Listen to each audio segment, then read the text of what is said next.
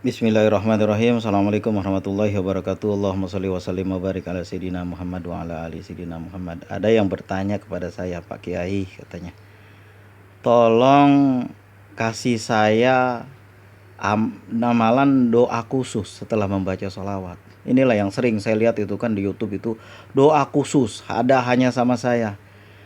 Apa iya Rasulullah menyembunyikan ilmu? Apa ada Rasulullah menyembunyikan ilmu?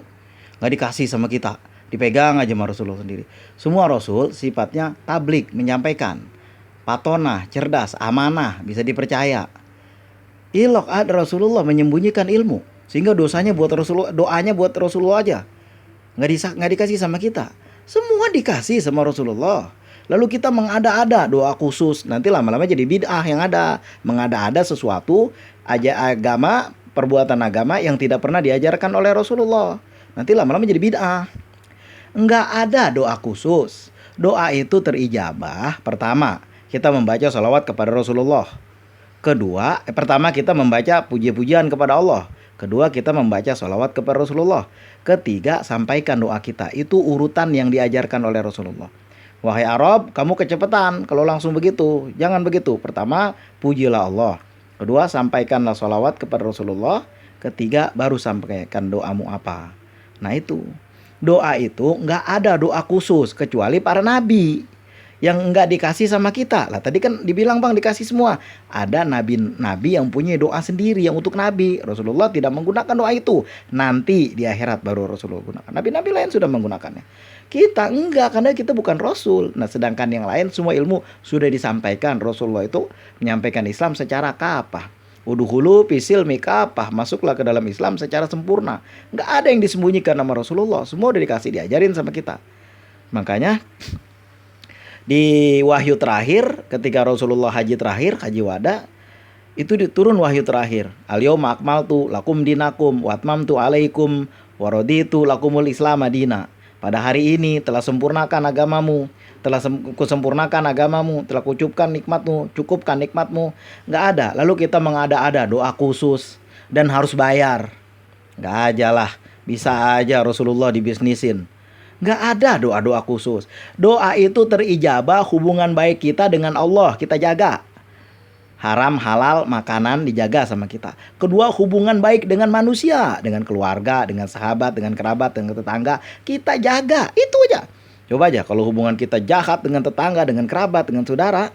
Susah doa kita naik ke hadirat Allah. Hubungan kita dengan saudara baik, dengan sahabat, dengan kerabat. Hubungan kita dengan Allah enggak. Sembahyang subuh enggak pernah. Sembahyang isya ketiduran. Sembahyang asar kerepotan. Sembahyang maghrib di jalanan. Susah kalau kayak begitu. Tidak ada doa khusus.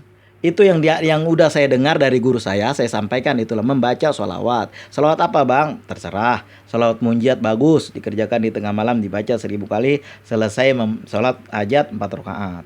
Jangan mengada-ada sesuatu yang tidak Rasulullah ajarkan. Nanti kita bisa sampai kepada bid'ah.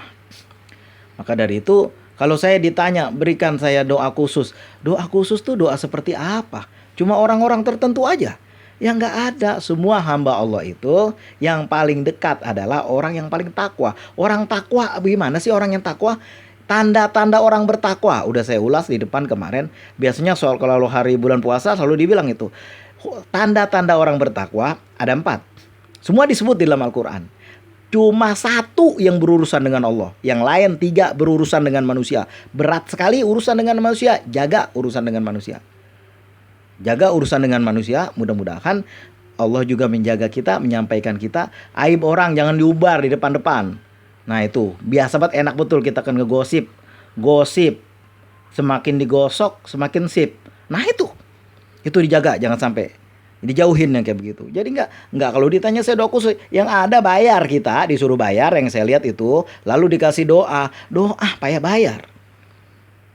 Terserah orang aja lah mau bagaimana. Yang penting kalau ditanya sama saya nggak bisa memberikan doa khusus karena memang kagak ada. Apa yang ada? Kecuali riyado bersanad. Riyado bersanad ada sanadnya bersambung. Saya ini tidak bisa memberi sanad karena saya tidak diizinkan sama yang nyambungin sanad. Belum ketemu orangnya.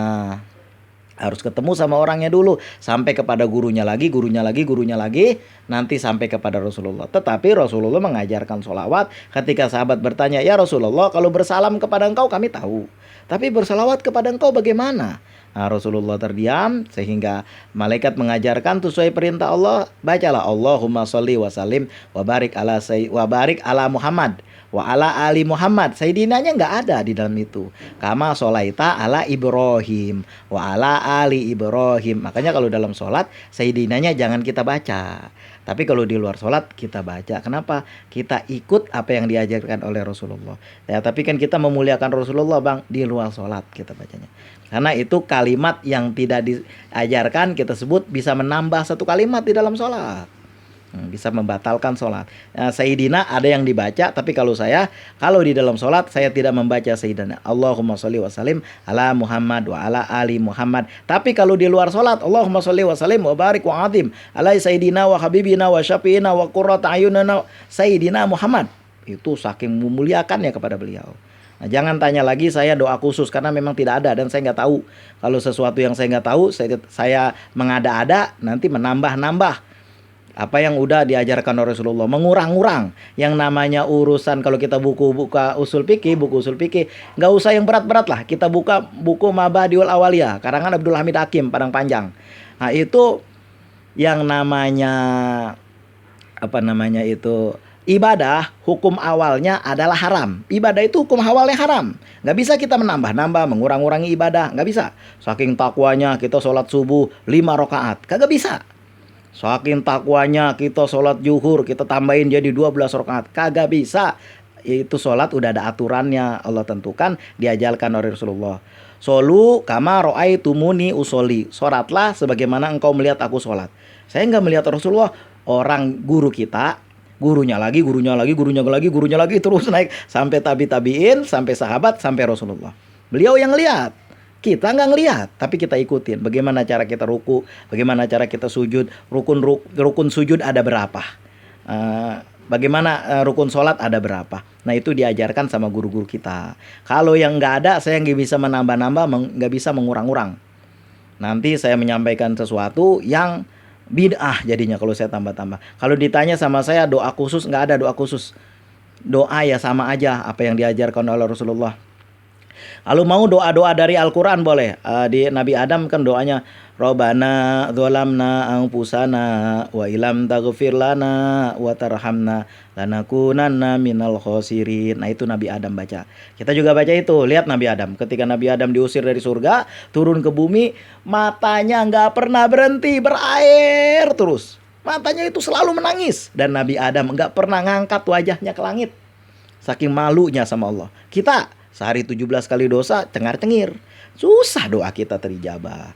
Begitulah yang saya dengar dari guru-guru saya. Kalau saya ditanya masalah doa khusus, tidak ada sama saya.